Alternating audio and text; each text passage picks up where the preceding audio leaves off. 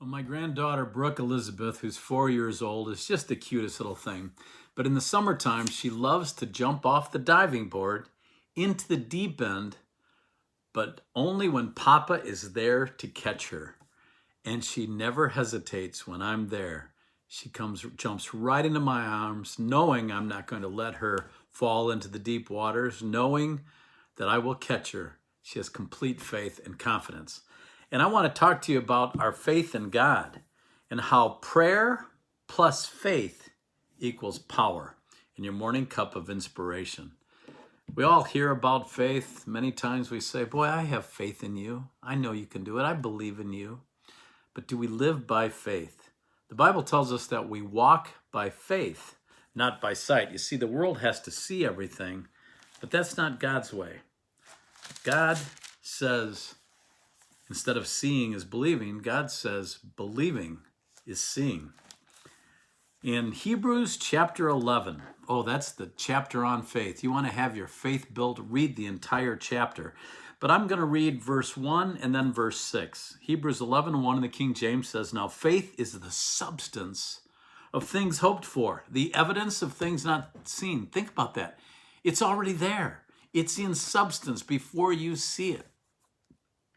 You know, I often have prayed, "Oh Lord, please protect my family." But I'm learning to pray, "Lord, thank you for protecting my family yesterday, today, and tomorrow."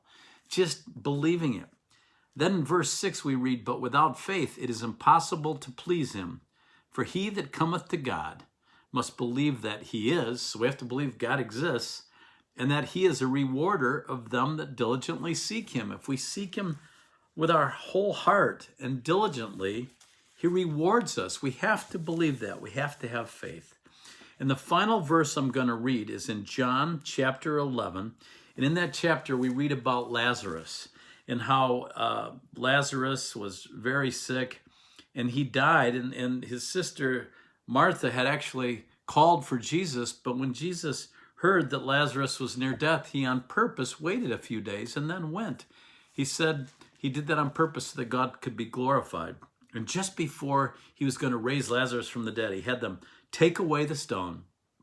He said to Martha, "Said I not unto thee that if thou wouldst believe, thou shouldest see the glory of God?"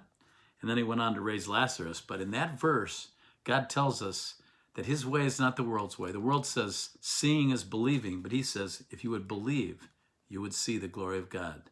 Believing is seeing. Think about that when you pray, and remember this formula.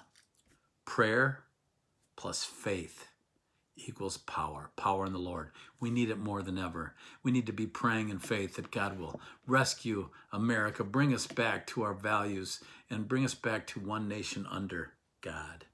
I hope that helps you. And I'll see you soon for another morning cup of inspiration. God bless you.